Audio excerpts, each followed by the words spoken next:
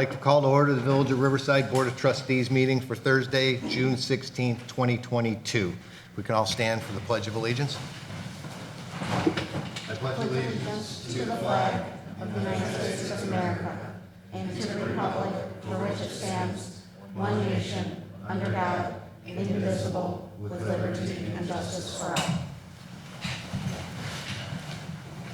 Thank you. Ethan, would you please call the roll? President Ballerin. Here. Trustee Evans. Here. Trustee Clarity. Here. Trustee Marshazga. Here. Trustee Pollock. Here. Trustee Gallegos.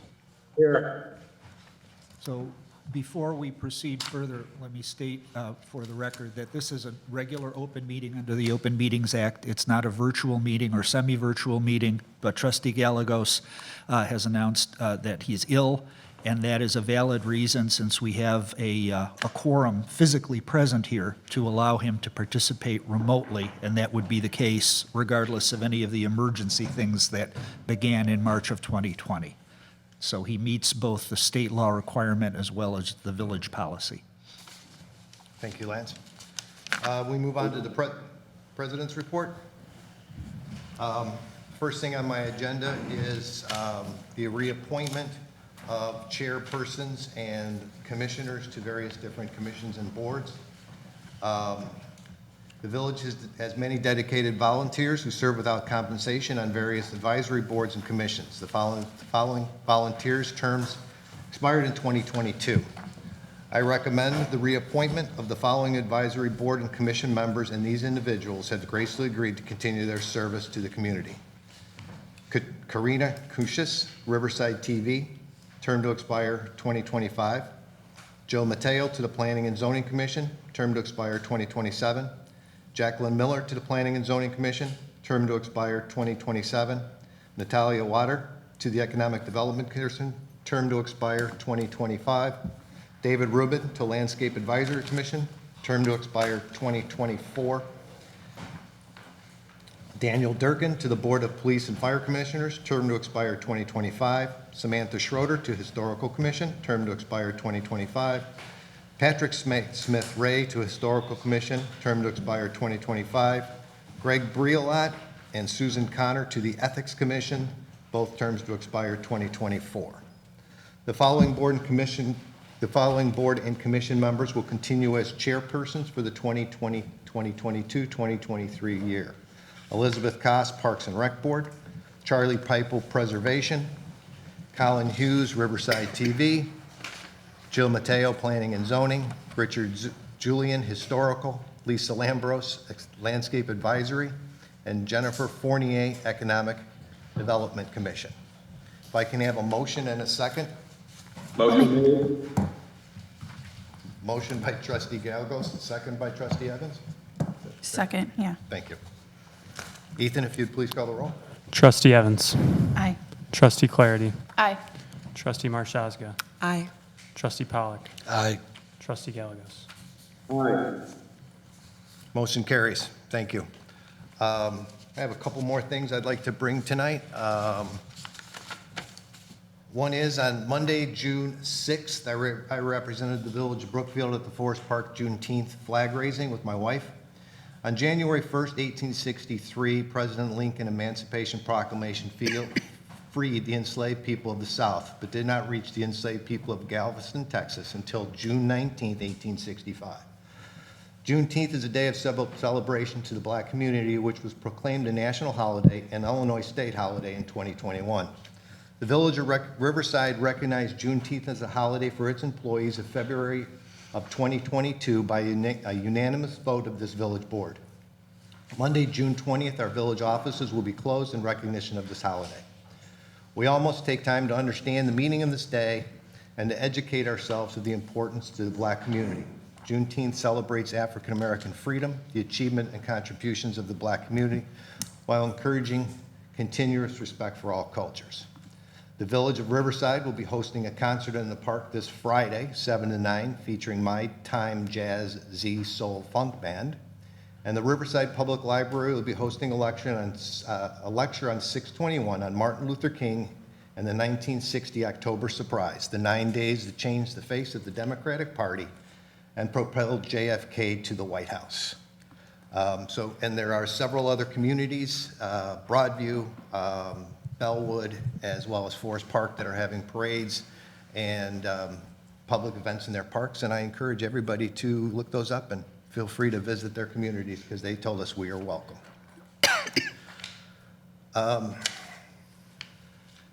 Move on to the events of this week.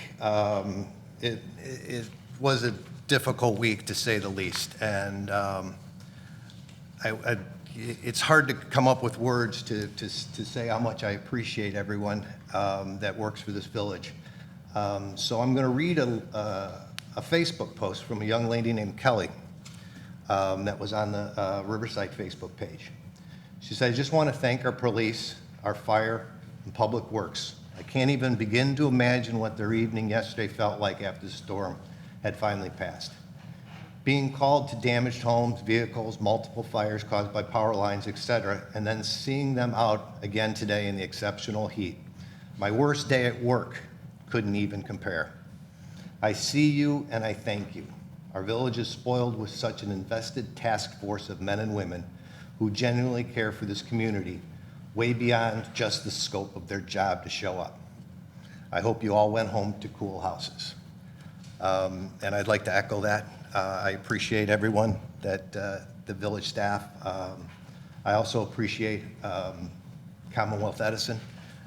It was a difficult job. I mean, there was 80,000, I think, homes out in the area, and we are not the only community that had problems. And when the first night came, Matt came to my front yard and we were talking, and he said, "This could be weeks before you see your power again." And weeks slowly turned into a day, and at the most 2-3 days. So we're very, very fortunate.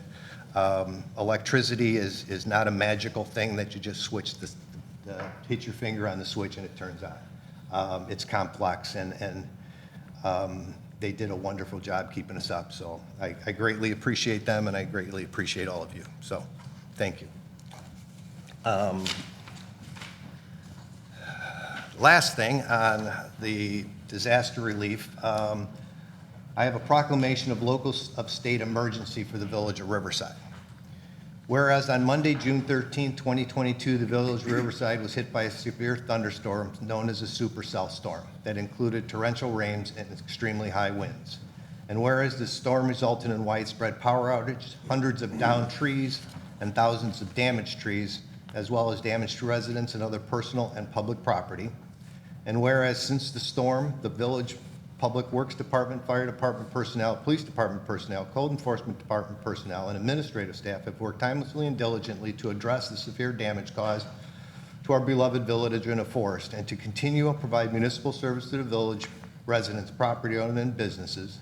Therefore, pursuant to the authority vested in the office of the village president by section 11-1-6 of the Illinois Municipal Code, section 3305/11 of the Illinois Emergency Management Agency Act, and sections 174 and 210-7 of the Riverside Village Code, I, Joseph Vallerine, village president of the village of Riverside, do hereby declare and proclaim a local state of emergency exists at this date, June 16, 2022, and shall continue until such is provided by Illinois Municipal Code and section 174 of the Village Code.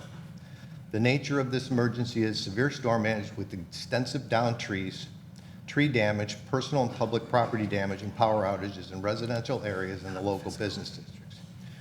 During this existence of the local state of emergency, the village president shall execute such authority as provided under the Illinois Municipal Code, the Illinois Emergency Management Agency Act, and sections 174 and 210-7 of the Riverside Village Code.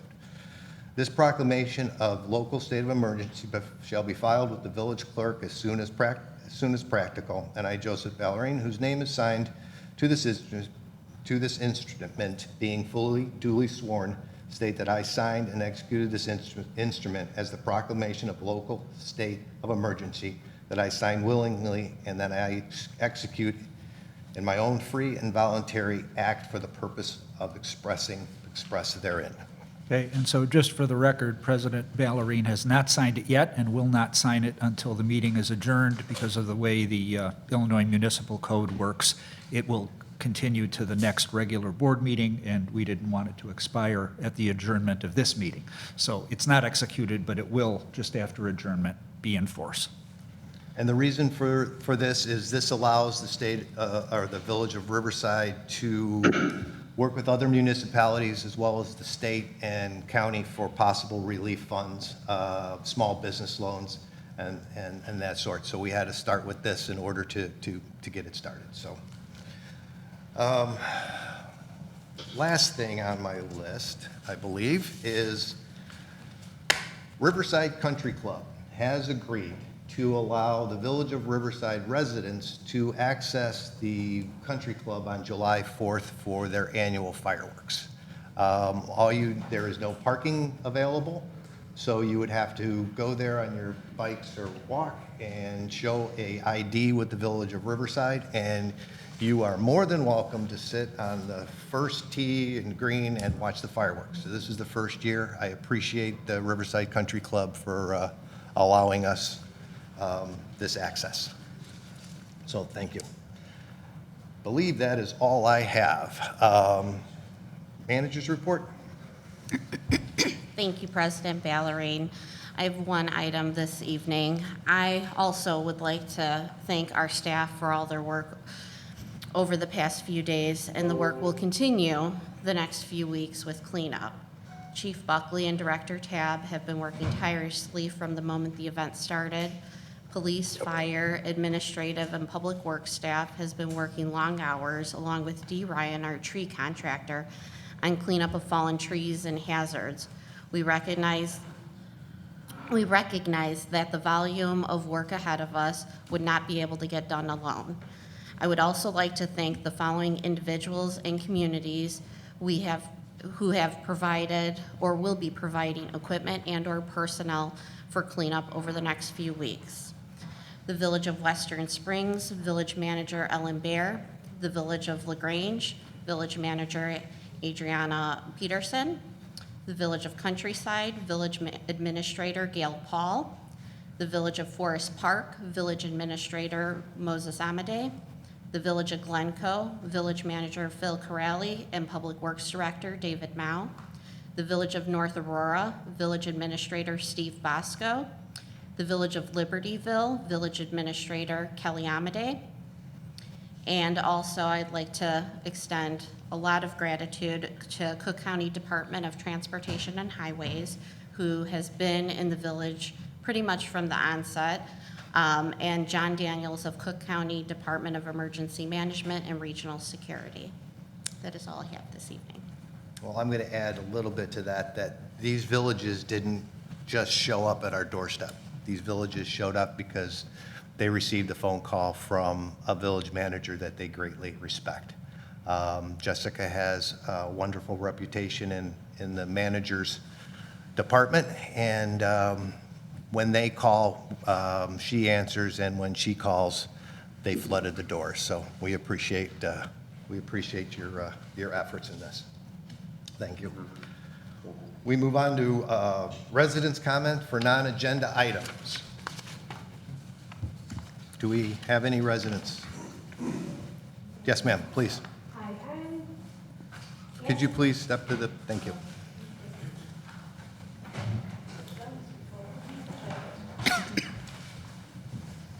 okay, I am concerned about the amount of money that we have to pay for our village sticker. So I have called a couple places, North Riverside, $10, Forest Park, $10. My cousin lives in Homewood, $5. Brookfield, $8. Lyons, $10. Even the city of Chicago, only $30 for seniors.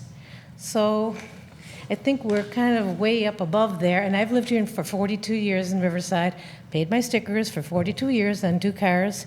Now that I'm a senior, I'd like to know if I can get any kind of a discount. And what I did was I got a vehicle sticker application from North Riverside, just to show you what they do for their seniors.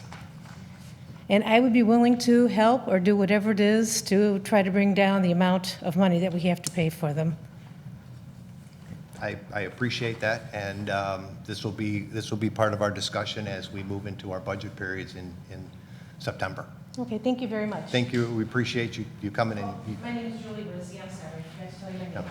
it's okay, thank you very much, ma'am. Does anybody want a copy of this? Sure, if you want to, please. Thank you. Excuse me, I'm gonna leave. Now, don't you have to be 65 at least to be a senior? I'm sorry. Don't you have to be at least 65 to be a senior? And unfortunately, I'm a little bit above. Thanks for asking. All right, thank you, ma'am. You have a wonderful evening. We appreciate you coming in. You too, thank you. Karen, would you put that on the list for me? Absolutely. Thank you. Consent agenda, we're going to change things up a little bit, and I have asked Ethan to do the reading of our consent agenda. I So, gratefully will. Clerk Sol, if you would please do this. Absolutely. Ratify voucher list of bills, June 2nd, 2022. Approve voucher list of bills, June 16th, 2022. Review and file police, fire, and public works May monthly reports. Approve Village Board of Trustees regular meeting minutes, May 19th, 2022. Review and file Board of Fire and Police Commissioners quarterly meeting minutes, May 10th, 2022. Review and file Parks and Recreation Board regular meeting minutes, March 21, 22. Review and file Economic Development Commission regular meeting minutes, March 10th, 2022. Review and file Historical Commission meeting minutes, April 18th, 2022. Review and file Planning and Zoning Commission regular meeting minutes, April 27th, 2022. Review and file Preservation Commission meeting minutes, April 14th, 2022.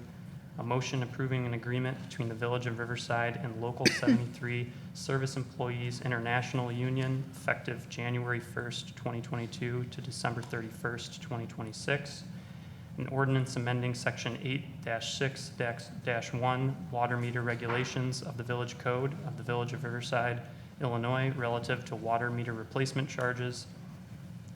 An ordinance authorizing the execution of an amendment to a property purchase and sales contract for the sale of real property located at 2710 South Harlem Avenue, Riverside, Illinois, to 2720 Harlem LLC. Approval of a notice of termination from the Village of Riverside to Riverside Brookfield Township High School, District Number 208, terminating the intergovernmental agreement providing for the appointment of a Village of Riverside auxiliary officer to serve at Riverside Brookfield Township High School, District Number 208, effective August 17th, 2022. A motion to ratify the special event applications for the American Legion Lantern Night held on June 10th and the Riverside Arts Weekend held on June 11th and 12th, 2022.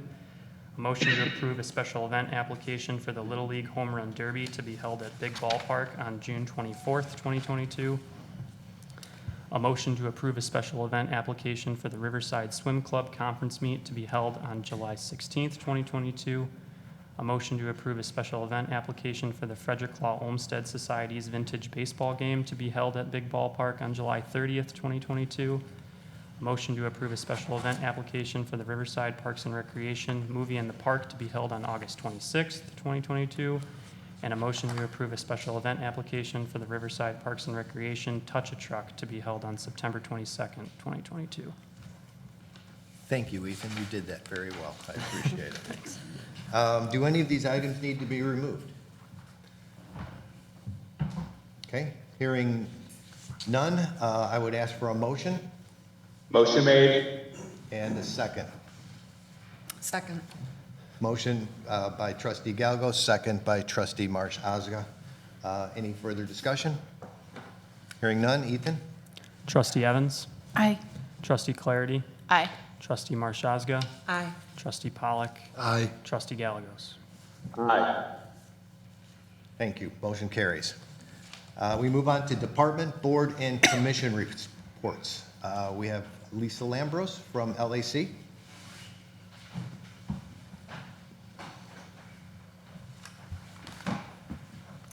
Thank you and good evening. I just wanted to take a couple minutes and just kind of give the board an update. We completed our first little No Mow May, they say light program. We did not come to the full board for any sort of change in ordinance. We decided to use this as an educational process. and to kind of promote spring ephemerals. We're going to be talking about pollinators coming up in the next few weeks. And I'll have a full report out in the fall that'll talk about what we found and what other communities have done, so that we can look at 2023. I did want to thank President Ballerine, Village Manager Francis, Public Works Director Tab, our Forester Collins, and actually our trustee that is our support for LAC, Marshaska, and as well as Village Clerk Saul and our communications and marketing Downing and our library director Foley. Everyone had a part in supporting us with either posters or getting the word out, and I really appreciate it. We got really a nice amount of feedback. We got one negative email, which is fine, because that helps us, learn. But everything else was positive, and I think the most positive thing that came out, I had a resident ask if she could take over the village patch and turn it into a garden. And of course, I knew that would make Director Tab crazy, and we weren't looking to do that. But I said, well, instead of that, how would you like to take over a triangle? We have a triangle that has natives in it, but has weeds and invasives. And you know what? She did. And she's already started, she started last weekend with actually pulling weeds, and she found trillium, and she found all sorts of wonderful native things. So to me, that's a real big positive. So more to come on that. And the other 3 points are really invitations to anyone here. Last year we did a grant, and then we had personal donations for the nature viewer that is in the library that overlooks Swan Pond and the river. And one of our commissioners, David Rubin, who you just heard was reappointed, has worked on this for quite a bit of time. One of the things we wanted to do was to be able to be more of an educational read. So somebody comes up to the nature viewer and they're like, oh, what am I looking at? I don't know what I'm supposed to be looking at. So he's put together photographs that he's taken, and actually one of our residents, Valerie Giza, has also given quite a few photographs. And there's going to be a QR code posted up there, so you can actually go take the QR code, tap it, and you can see all the things you should be looking for. And these are photos that were taken in that location. So all sorts of mammals, birds, and actually the panorama of it in winter, and there'll be other panoramas of, that show where the Presbyterian church is, and you can see actually buildings and trees. So really kind of interesting, so check it out. This Saturday, we are doing our Triangle 55, which is at Northgate, Bartram, and Nuttall. It's a Girl Scout Gold project. We've been cleaning it up, and now we're actually planting 500 native plants on Saturday. If you show up, I promise I won't make you dig. You can actually just look. You won't be put to work. But we should have a very good morning, and that's from 9 to 12. And then we have that scout. Her mother is taking over that triangle, and we'll continue to weed and kind of clean up as we go. So it's not another thing for Public Works to have to deal with. And the last invitation is actually for Swan Pond. In May 13th, Public Works and the LAC had decided, because we've changed things on how we're handling Swan Pond as far as all mowing versus just path mowing, we needed to start to identify what kind of plant material we have there to really understand what we need to improve, what we can get rid of, how the prescribed burns that Mike Collins does for us, how they're working. He does a lot of targeted and specific herbiciding too, for like reed canary grass. So this is, we have a gentleman from Morton Arboretum that comes in that is very good, and we are always looking at a floristic quality assessment of a plant. And that's really understanding, is it a, an okay plant, or is it really something special? And we have to look at that. And so we, LAC, used two of these sessions. The May and then the June session are part of our budget. We used money, and then Public Works is doing the September one. At the end of this, we'll be able to have a report back that'll go back to the master landscape plan that we will present back to this board, and to show you what is, and we'll have a point of reference on plant material, which we really don't have at this point. So those are my invitations, and that is on June 24th at 3 p.m. Meet in Swan Pond. One question, Triangle 55? Triangle 55. Where is Triangle 55? Northgate, Bartram, and Nuttall. So it's right when you come off of Desplaines, and there's Got it. a bus stop, or Right. does a bus ever stop there? It does. Okay, okay.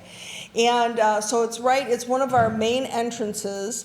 It's funny, when we started looking at the triangles, I never go that way, because that's not how I enter Riverside. I cannot believe how busy it is.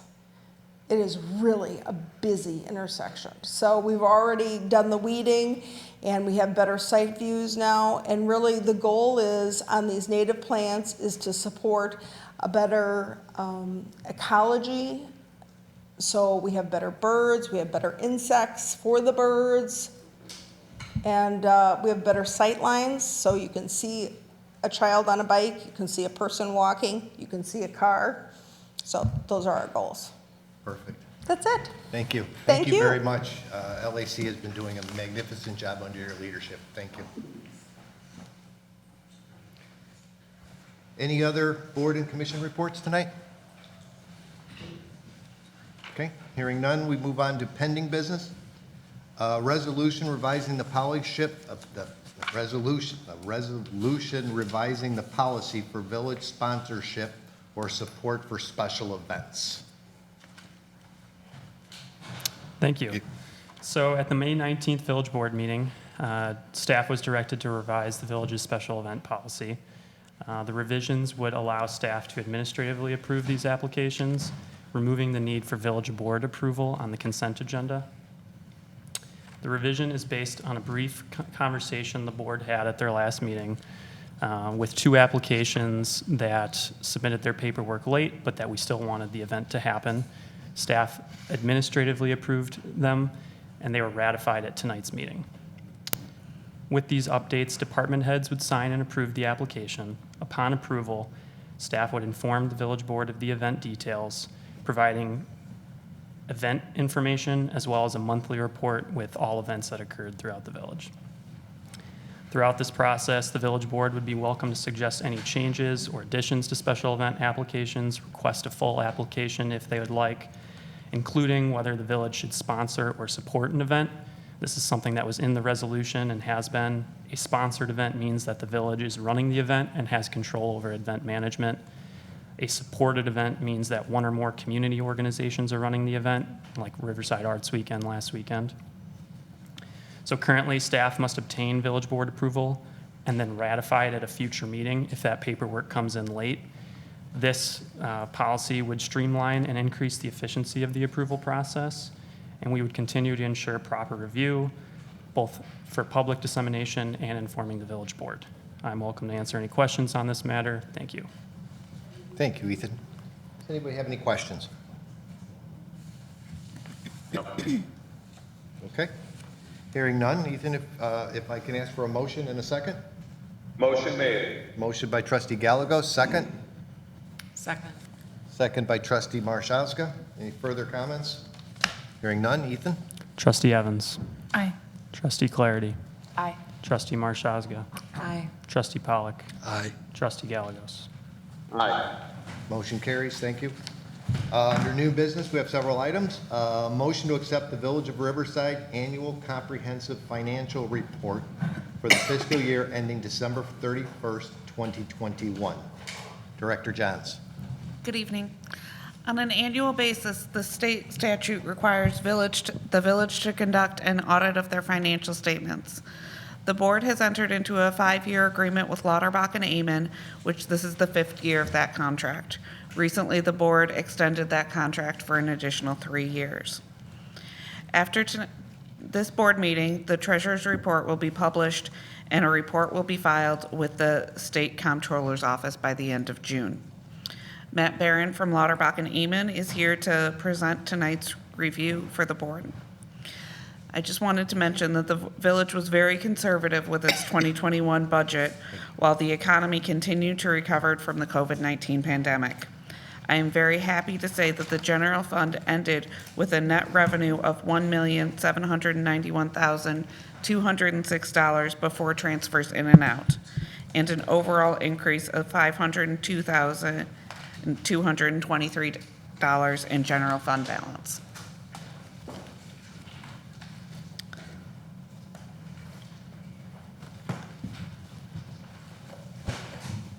Thank you. Thank you for the presents. Yes, big box of presents for everybody. It's like Christmas.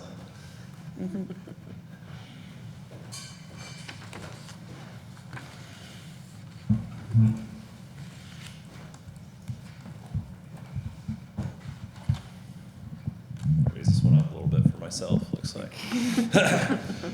Thank you for having me here tonight. I'm Matt Barron, one of the partners at Lauterbach and Amen that helps oversee your audit process.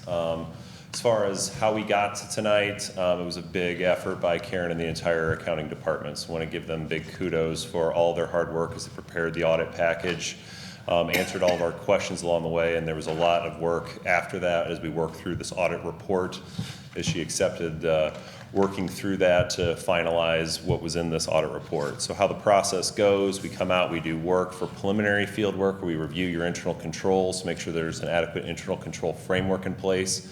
We then come back and review all those documents that they produced in order to back up the numbers that come into this report. And then finally, we go into this report writing phase, where we write the report, work back and forth with Karen and the team in order to finalize the document to get us here to tonight. And tonight being before the June 30th deadline, obviously a big success for that, for us to be presenting here today. So as far as my presentation goes, I'll hit the high points. If at any point in time anybody has any questions, please feel free to ask as we go. We don't have to wait until the end. I'd be happy to answer them along the way. There's 2 documents I'm going to go over tonight. Your audit report is the thicker of the 2 documents, and then the management letter. So within the audit report itself, I'm going to take us to a couple pages. One being it shows on page 8. It looks like this. This is your certificate of achievement. Last year, the village had submitted their audit report to the GFOA for their certificate of achievement and excellence for financial reporting. They received that award for last year. We are going to be submitting this year's audit report, and we see no reason the village will not be receiving this award again for this year's audit report. It's the highest award within government financial reporting. 3 pages after that, on page 11, has the Lauterbach and Amen letterhead at the top. This is the opinion page. This is the main thing you're getting from Lauterbach and Amen. This is what you're getting from us, is this opinion page of what we're saying based on our audit. And we gave the village an unmodified opinion again this year. It's the highest opinion that we provide. Basically what we're saying with that is 3 things I like to say. 1, there is an adequate internal control framework in place. 2, the numbers within this audit report basically are what they say they are. They're free of material misstatement. And 3rd, this audit report is in compliance with all government accounting standards. From there, moving forward to page 15, what this section is called the management discussion and analysis. This section is a high-level narrative summary of everything that's within this audit report. So rather than going through about 200 pages of this thing, you can start here, look through about 10 pages, and you can get the gist of what happened here with reading versus all the numbers. So this would be this section, the narrative summary. Since I'm going to be covering that within my presentation. We're going to flip on past this whole section up to pages 37 and 38. Karen briefly went over some of these numbers, but this is the pages basically where they came from on here, where she was talking about the general fund and the total funds for the governmental funds. So this is those pages. Far right-hand column is the totals. Second number off the bottom is the $7.5 million of total fund balance across all the governmental funds. General fund, you look on page 37, second number up from the bottom is the 4.7 million. So that's where these numbers are coming from, where it's all presented. How we did this year, we go forward to pages 41 and 42 to see that income statement. As she laid out, it was a very positive year. The village had budgeted conservatively, and it exceeded across the board as far as the budgets go for revenues and then on expenditures as well. Far right-hand side is your totals. Third number up from the bottom, you had a total increase across all of your funds of 2.1 million. General fund, again, is over here on page 41, standalone. This is your main operating fund. Most of the activity, the significant activity of the village is going through here. That's why we like to talk about that one. We had a total increase of 502,000, is that third number up from the bottom. Ultimately, you can see there is a transfer out for future capital projects. So you're able to fund over about 1.3 million due to the good operations this year within the general fund. What we like to do is then compare those total fund balances back to our expenses to see how our reserves are, and our general fund is at 48%, so a healthy fund balance, so we sit at the end of the year. Any questions about these before we talk about the water fund? All right, flipping forward to pages 45 and 46. Here is your water fund. This is your main business type fund, which means it's supposed to be self-sustaining, not supported with property taxes. So on the left side, pages 45, we got long-term assets. We have long-term liabilities on page 46, so it's including all of your activity on here. Bottom of page 46, second, we have a total in that water and sewer fund about 17.3 million. But really the amount we look for is that unrestricted amount. The next number up is about $2.8 million of total in the water fund at the end of the year. That's taking just basically where your cash versus your liabilities is at the end of the year. So how do we do this year? Let's go forward to page 47.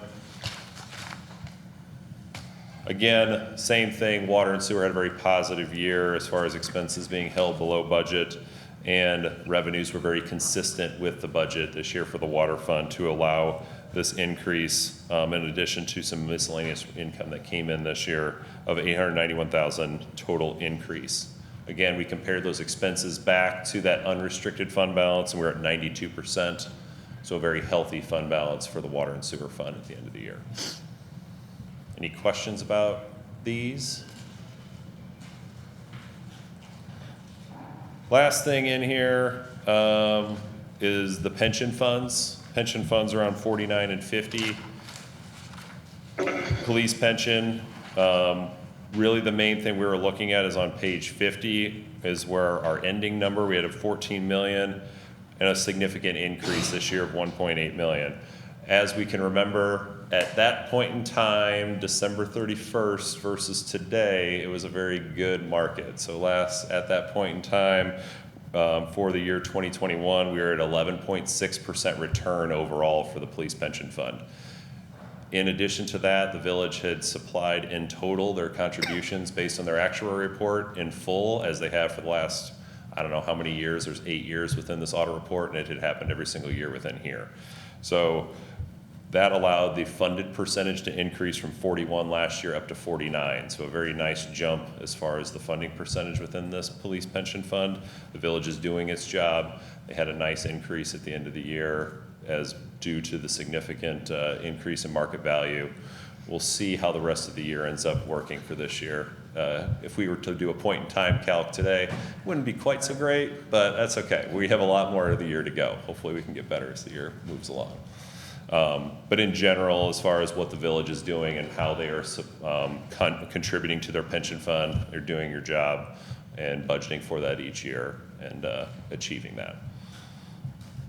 Any questions about the audit report itself before we talk the management letter?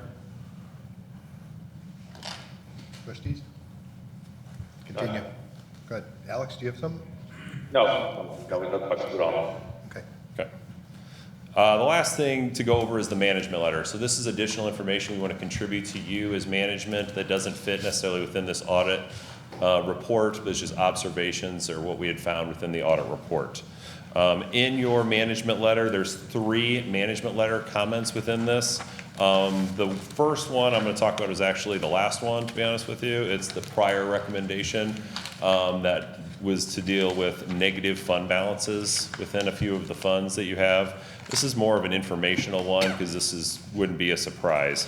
Harlem Business District and Ogden Harlem Business District are still negative at the end of the year. And Karen has a nice management response as to what that is. So it's not a surprise, it's just something we have to do as the auditors to communicate to you to make sure you're aware of that. As far as the current recommendations go, so new ones that we're giving to you that hadn't been within last year's presentation is in the page prior. There are 2 of those. One of them is a new accounting standard, GASB 87, which has to do with leases. We'll be working with Karen and the village in order to implement that as we look forward to next year's audit. Basically what is happening is operating leases will no longer be a concept. They'll be treated the same as capital leases going forward. So something for us to deal with and have fun doing with Karen as we look forward to next year. Number 2 has to do with police pension and timely approvals. There was a pensioner that did not have their approval for their pension benefits happen at the appropriate meeting. It needs to happen right away after the pensioner retires. So one that came up during our testing, so we'll be reviewing that and continue as we go forward. It happened with one individual incident, so not like it's a significant pervasive issue, but something was an observation that we needed to communicate to you that we found. In general, as you can see within this management letter, it's very clean. There's not significant internal control issues that we noted within our preliminary field work related to cash, payroll, those types of things. There's a very clean audit report. And if you look at that audit, very clean audit, and as you look at the audit report, the success of the village within the finances area and getting a modified opinion, as well as the certificate of achievement, it was a very successful audit year, again, for the village. Thank you, Matt. Is there any questions for Matt, trustees? Thank you. Okay, hearing none. Ethan, or can I have a motion and a second to accept this report? Approve this. Motion by trustee Gallego, second. Second. Second by trustee Pollock. Any other questions? Further comments? Ethan? Trustee Evans. Aye. Trustee Clarity. Aye. Trustee Marshazga. Aye. Trustee Pollock. Aye. Trustee Gallegos. Aye. Motion carries. Thank you, Matt, for doing the work. Karen, thank you for all the work to get in the information. Thank you. Appreciate it. Thank you, everyone. Have a great night. Thank you, Matt. Resolution, next thing on our agenda is a resolution authorizing the village manager to waive competitive bidding and execute a sales agreement with Carl Chevrolet of Ankeny, Iowa, for the purchase of 3 2023 Chevrolet Tahoe 4x4 utility vehicles for amount not to exceed $210,000. Commander Coder and Director Buckley. I'd like to introduce Commander Coder, who has put this project together and worked hard to get this in front of you this evening. Leo? I'm sure you had trouble just reading that number at the end there. I know you like cars so much.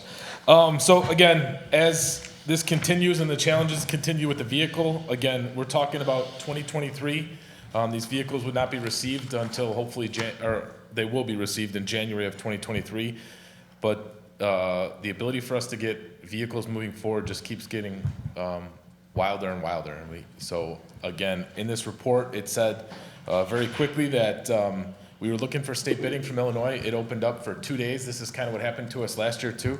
It opened up for 2 days and they closed it down, so we're not even able to track down vehicles for this year to order out of Illinois. So again, that's why we're now going to Iowa again for a second year in a row. So again, trying to get these vehicles to support the patrol division. 2 vehicles would be for patrol, 1 replacing one of our supervisors' vehicles, that's why they're the larger SUVs, and 1 replacing the director's vehicle. All the years are on the page 2, letting you know the current mileages, which are all very high and expected to only increase, because again, we're talking about something from That will not be till January, so we're talking multiple months before we see these vehicles operational. We wouldn't receive them till January. It normally takes us to get all the emergency equipment in them another 3 months, depending on the process of where we get put through our upfitter. So we're talking 8 months out on these vehicles, which is going to increase probably 11 or 12,000 miles on each one of these vehicles that you currently see on the bottom of the page. And one thing I'd like to add about these vehicles, they are the larger Tahoe vehicles. Obviously, we talked what occurred here in 8 minutes on Monday night. That's how quick that storm came through. It took 8 minutes for it to do this amount of damage. That evening, we couldn't even get down our roads. We were driving through and over trees, down trees. So these vehicles do pay their price when it does come to incidents that occur like this, because we need to get to places to help people, and that's exactly what took place on Monday night. So they do serve a purpose here in Riverside. Thank you. Any questions, trustees?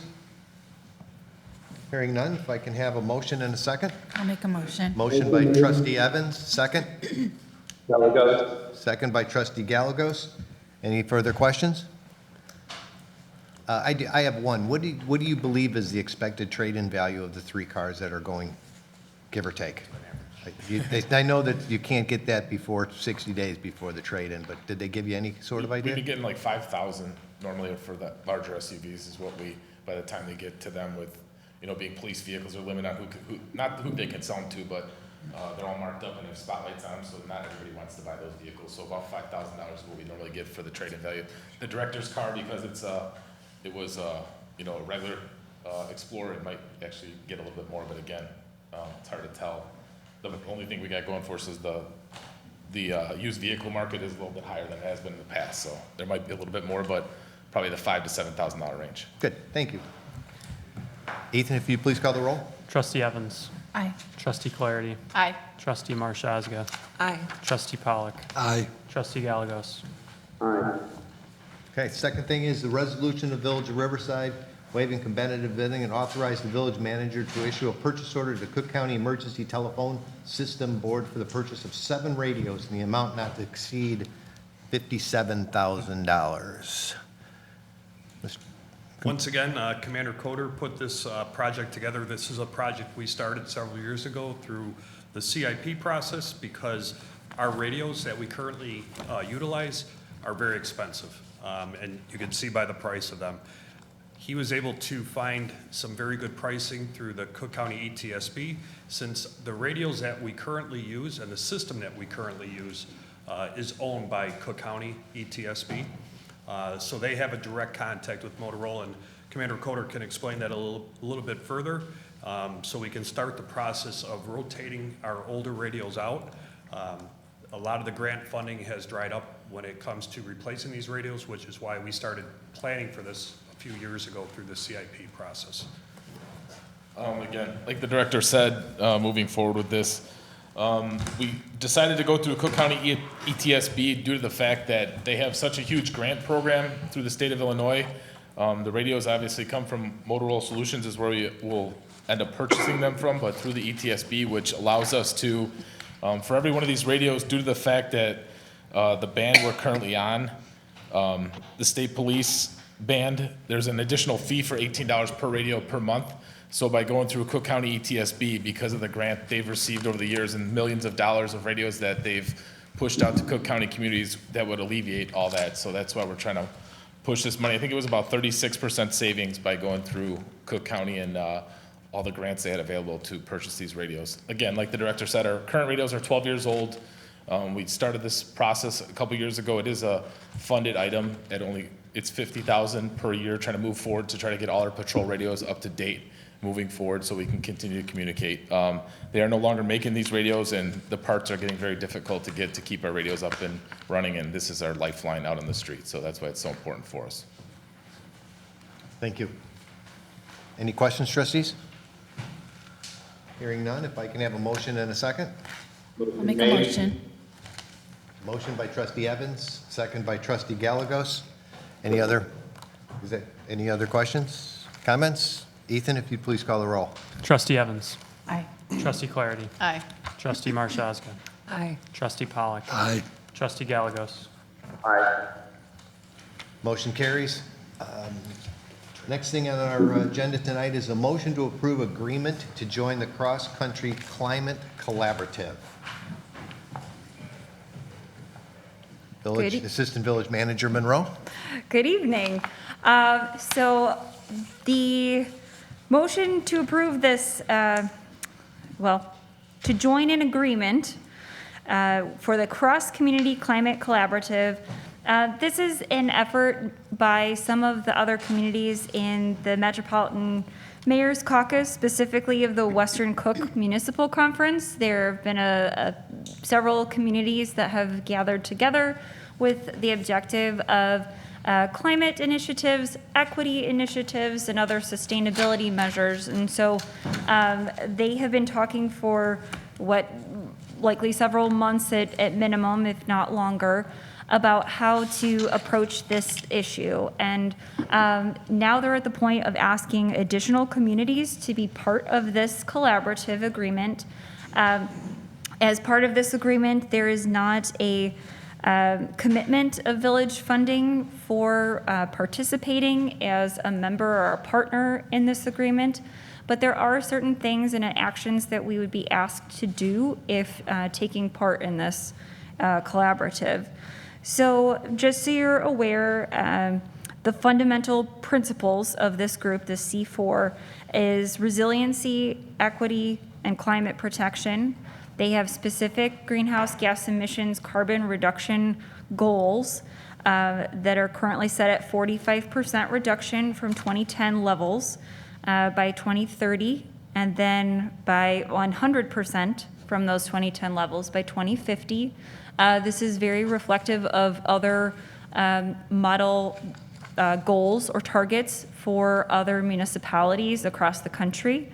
So that's not a goal that's beyond necessarily, and some communities are already meeting those targets. So what they're asking for is to have Riverside join them in this effort. Participation is some reporting requirements and participating in meetings, and as I understand it and have observed by prior communication from the village board, there's some interest in promoting our own sustainability efforts, and so we figured we'd offer this opportunity to you this evening. Thanks. Thank you, Ms. Monroe. Trustee Marshowska or Trustee Evans, would you like to chime in? Oh. Please. Okay. I'm excited about this collaboration. In addition to the greenhouse gas reduction goals that Assistant Manager Ashley just stated, the group also is going to achieve equity outcomes related to greenhouse gas emission reductions and sustainability goals across communities. And people might not realize this, but part of this collaboration and working together toward climate goals include workforce development and small business development, reduced energy burden, and support with adapting the effects of the climate crisis across disproportionately impacted minority communities. Also, we'll bring resources to traditionally unserved communities working to achieve equitable and sustainable outcomes. And it also will drive large-scale projects in the areas of renewable energy, energy efficiency, electric vehicles, and jobs that reduce greenhouse gas emissions. Thank you, Trustee Evans. Yes, well, I also think it's a great opportunity to work with our neighboring communities. As we found out just from recent events, when we work together, it's always possible to achieve more. And this kind of sharing of information and providing access to information can only help us, move towards those goals in a more effective manner. So I'm entirely in support of this. Thank you. I'm excited about this also for many of the reasons that both of you mentioned. I mean, this is an opportunity for Riverside to meet with our neighboring communities, build better relationships across our boundaries, and correct, as we can work together, we can get much farther than we worked alone. And this, if anything, this helps us drive our own roadmap for if there is a time when Riverside wants to take this to our own borders, and that's it. But I think this is a great way to get started and get a good roadmap. I'm glad Trustee Evans and Trustee Marshazga are excited about it because they're on the committee. I would like to ask for a motion and a second for us to join the Cross-Collaborative C4 Commission. Motion made. Motion by Trustee Marshazga, second. Second. Trustee Evans. Any other comments? Hearing none. Ethan? Trustee Evans. Aye. Trustee Clarity. Aye. Trustee Marshazga. Aye. Trustee Pollock. Aye. Trustee Gallegos. Aye. Motion carries. Thank you. Very excited. F, discussion regarding a proposal for an additional business district within the village's central business. President Ballerini, you forgot the water charges one. I don't want to go to that one. An ordinance amending Title 8, Section 862, Water Service Charges, and an ordinance amending Section 879, Sewer Water Charges or Sewage Service Charges of the Village of Riverside, Illinois Village Code. Director Johns. Good evening. During the 2022 budget process, the village board increased the water and sewer rate 14.12% and 71.75% respectively, or $1.50 each on January 1st, 2022, to offset the elimination of the $15 monthly infrastructure fee or $30 bi-monthly fee. Two of the largest individual operating costs within the water and sewer fund are the water cost commodity, which we recently received an invoice for, or a notice from the Village of McCook, which has gone up 4.36%, and personnel costs, which earlier in this agenda was approved to increase by 4.93%. This ordinance in front of you tonight will increase the water and sewer rates each by 4.93%, the higher of those two costs, to offset those costs. Also, this will increase the contribution to fund future capital projects by that elimination of the water sewer infrastructure fee. The current water rate is $12.13, which would increase to $12.73 per 100 cubic feet, and an increase of 60 cents, which is an increase of 60 cents. The current water sewer rate would increase from $3.59 per unit to $3.77 per unit. I also wanted to note that in the ordinance in front of you, for the first time, we have also expressed these rates in 1,000 gallons as we move forward with the water meter replacement project. We will be stopping billing in cubic feet and in gallons in the future. This is easier for residents to understand the usage in their bills, and also that's how we have to do our state reporting. Thank you. Any questions? Hearing none, if I can ask for a motion in a second. I'll make a motion. Motion by Trustee Evans, second. Second. Second by Trustee Marshazga. Any further comments? Mr. Pollock? As I always do when we talk about the water fund, I like to remind residents that this is an enterprise fund. Every penny that they pay in their water bill goes 100% toward buying water, distributing water, and maintaining the infrastructure. So when we raise rates, we don't like doing it, but if the cost of water goes up, the cost of maintaining the system goes up, the only way we can pay for it is to raise the rates. And I trust wholeheartedly that our staff does a great job of making sure they're doing that very efficiently. And I'd also remind people that we have an aging water main system, aging infrastructure that's going to continue to require more money to maintain. So it's unfortunate that we have to raise water rates, but the cost is the cost. So thank you. That's all I have. Thank you, Trustee Pollock. I appreciate that explanation. It's always good for people to understand that. Ethan, if would you please call the roll? Trustee Evans. Aye. Trustee Clarity. Aye. Trustee Marshazga. Aye. Trustee Pollock. Aye. Trustee Gallegos. Aye. Motion carries. F, a discussion regarding a proposal for an additional business district within the village's central business district. Ms. Monroe. Hello, good evening again. So I will begin by stating that at the May 19th meeting of the board, this board was discussing updates to the village's economic incentive policy, and in that discussion directed staff to obtain a proposal from Kane McKenna and Associates, or specifically to an entity that would perform a consultancy. We reached out to Kane McKenna and Associates. They assisted us with the creation of business districts 2 and 3 in prior years. I'll remind you that business districts are an economic development tool. We use them in municipalities to revitalize a particular area of the community that's focused on commercial activity.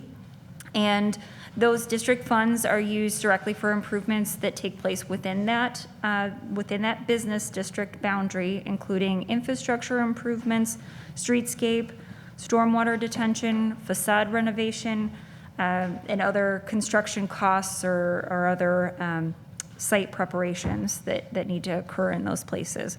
So we reached out to Kane McKenna and Associates. We had a discussion with them, and they provided us a proposal.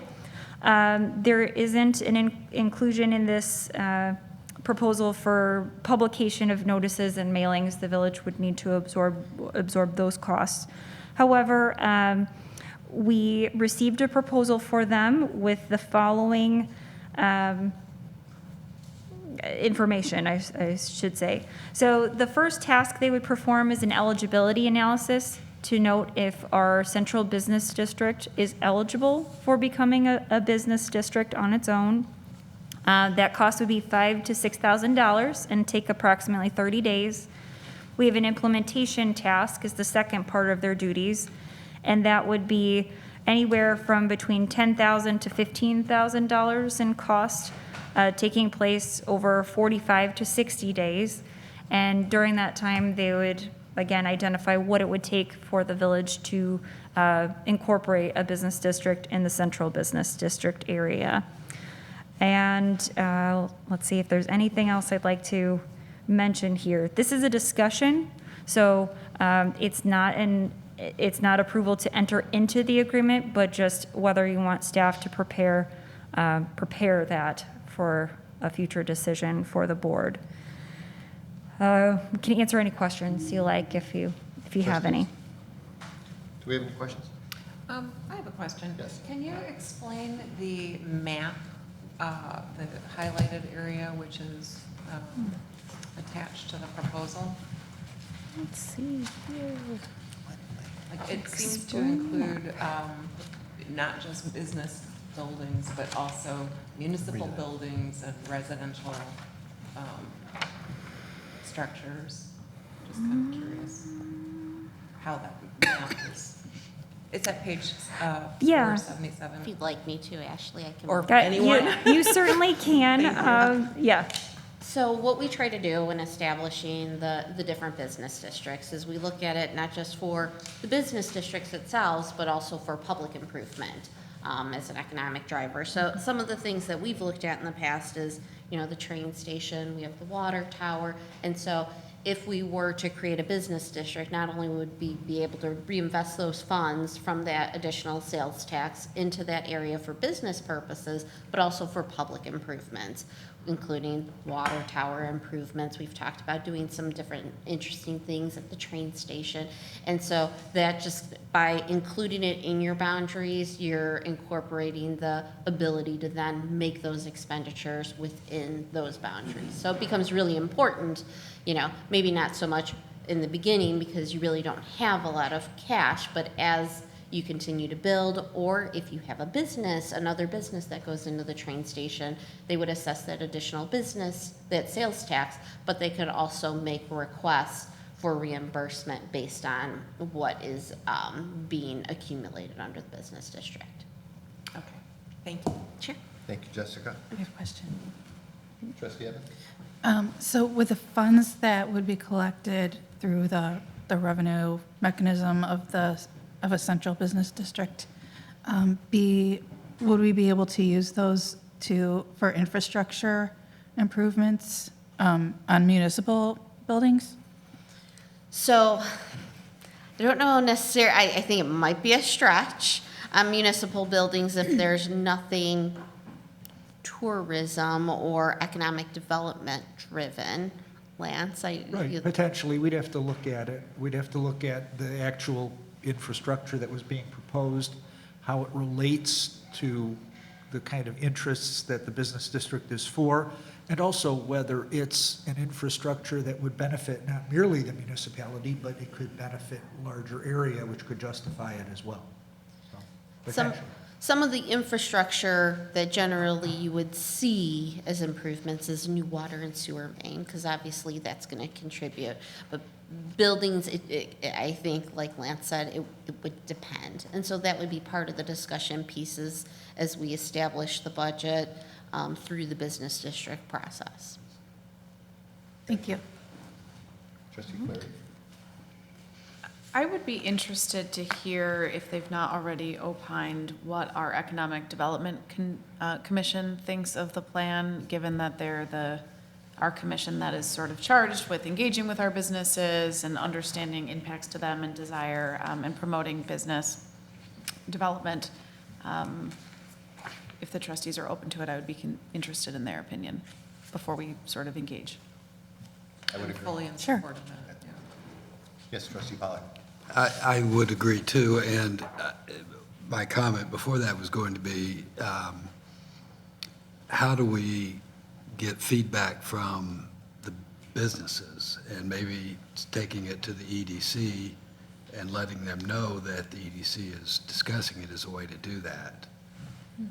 I'd hate to spend a lot of money and then the businesses come in and show us that for some reason, this isn't a good idea. I think it's a good idea, and I think the benefits, all the businesses will benefit, but I could be wrong. I'd like to hear from them, so.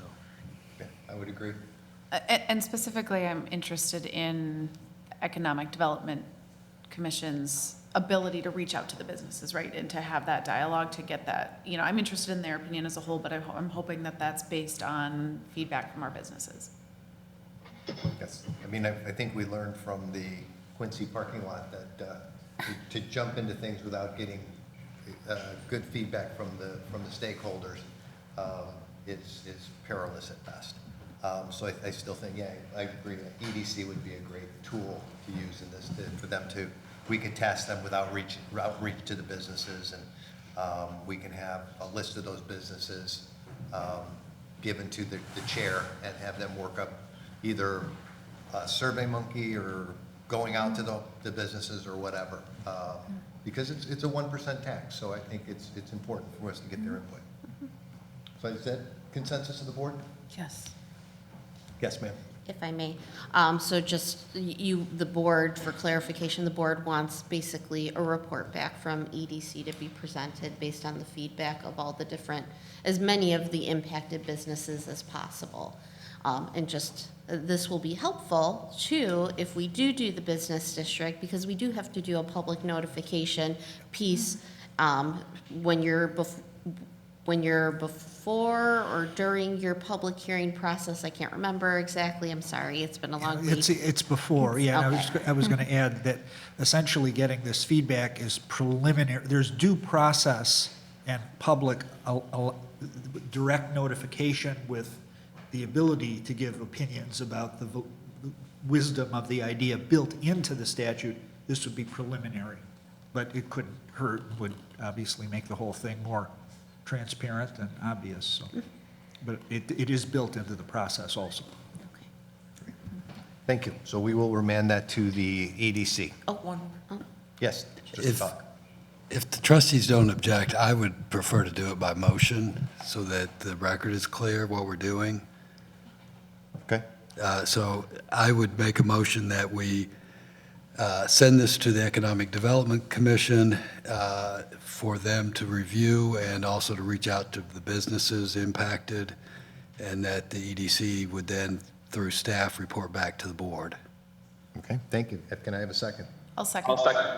Second by trustee Clarity. Any other further discussion? Hearing none. Ethan, if you'd please call the roll. Trustee Evans. Aye. Trustee Clarity. Aye. Trustee Marshazga. Aye. Trustee Pollock. Aye. Trustee Gallegos. And that business district is a perfect segue into the facade improvement program for that same area. Manager Francis. Thank you. So if we have newer board members, in 2016, the village board approved a facade grant program as part of our fiscal year 2017 capital budget. And since then, we've awarded a number of different facade grants, and I included just a high level of Riverside Foods, Quincy Distillery, and also Prehab Cleaners, and they all have kind of variety of what we offered with respect to the facade improvements. And so just to outline the process for grant requests, the requests would begin with them being reviewed by the Economic Development Commission, and this is how it's been done in the past, and this is how our policy is established.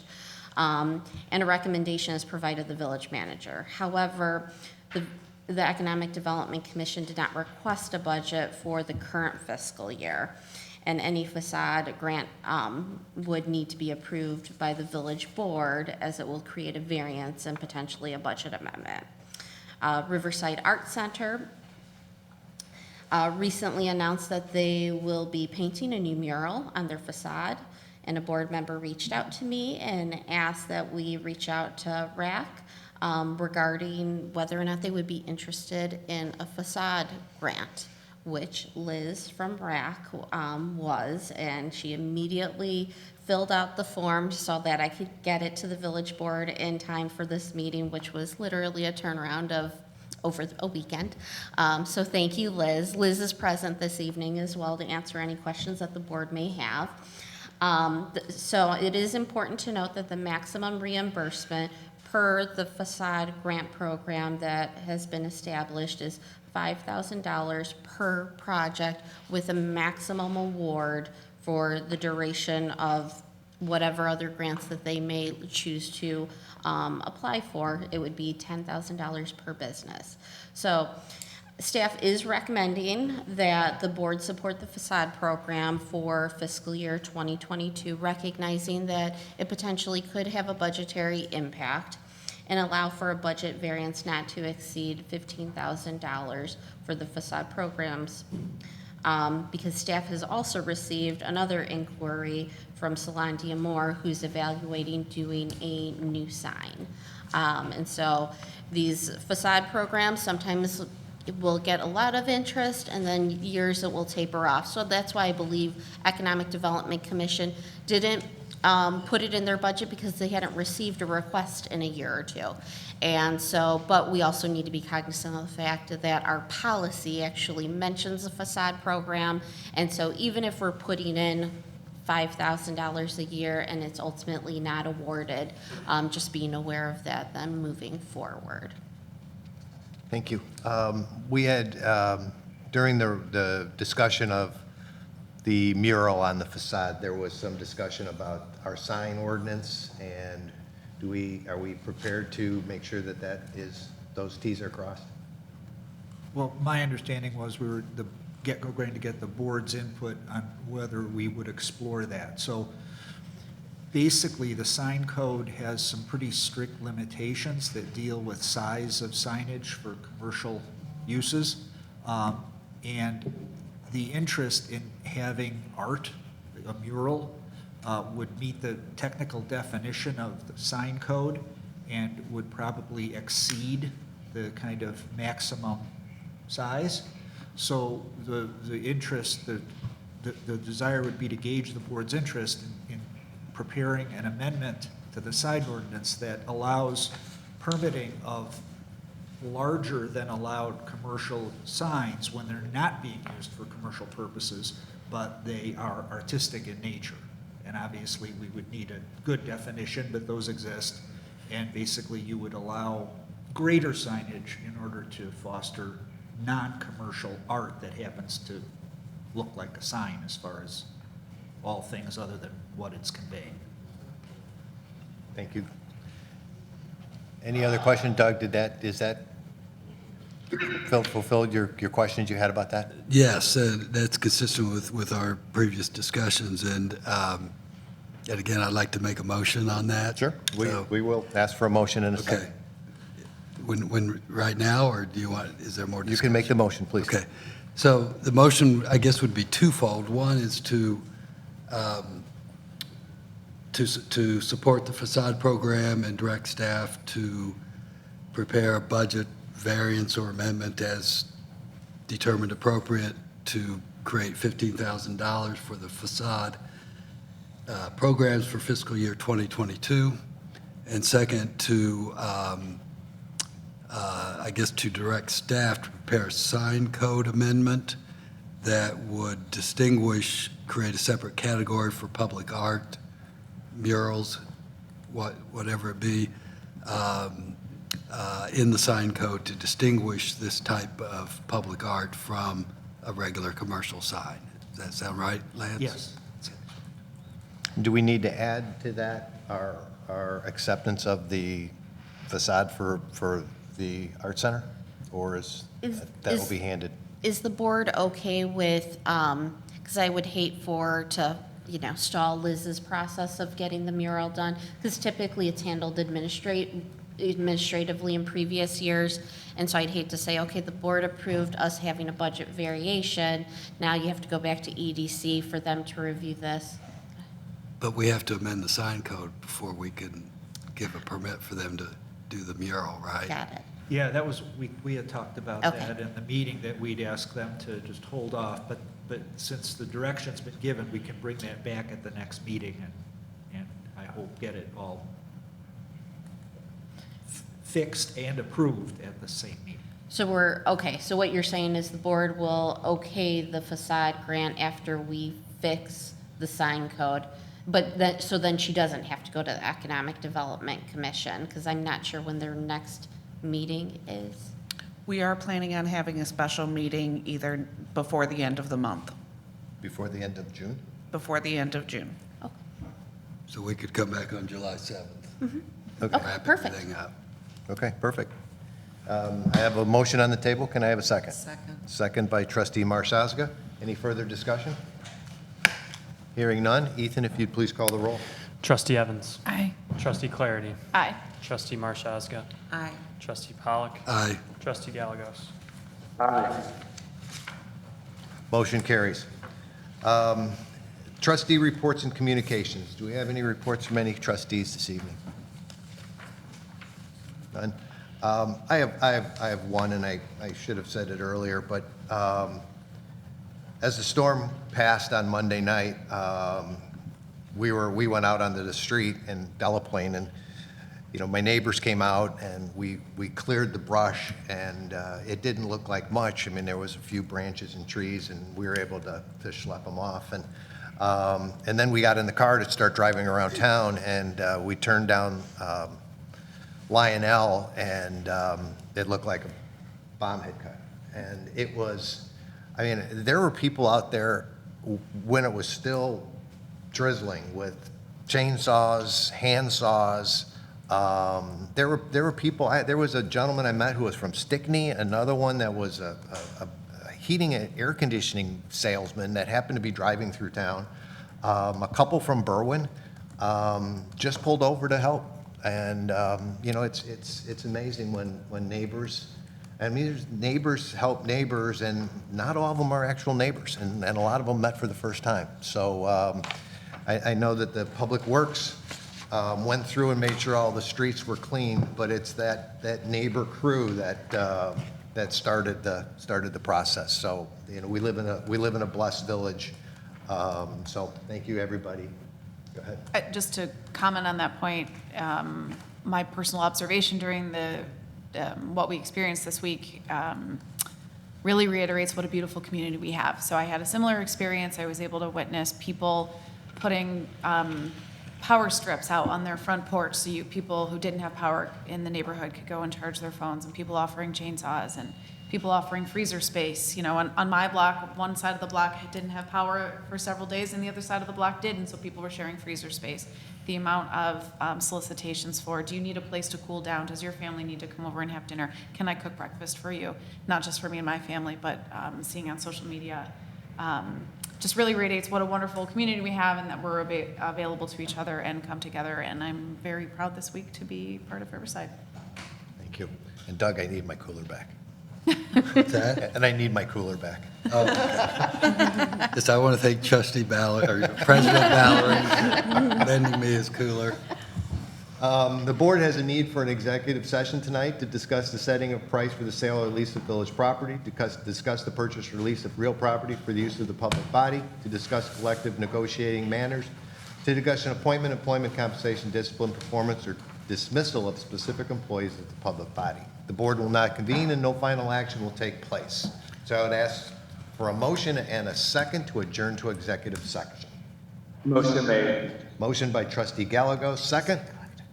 I'll second. Second by trustee Evans. Ethan, if you'd please call the roll. Trustee Evans. Aye. Trustee Clarity. Aye. Trustee Marshazga. Aye. Trustee Pollock. Aye. Trustee Gallegos. Motion carries. Meeting adjourned. Thank you, everyone.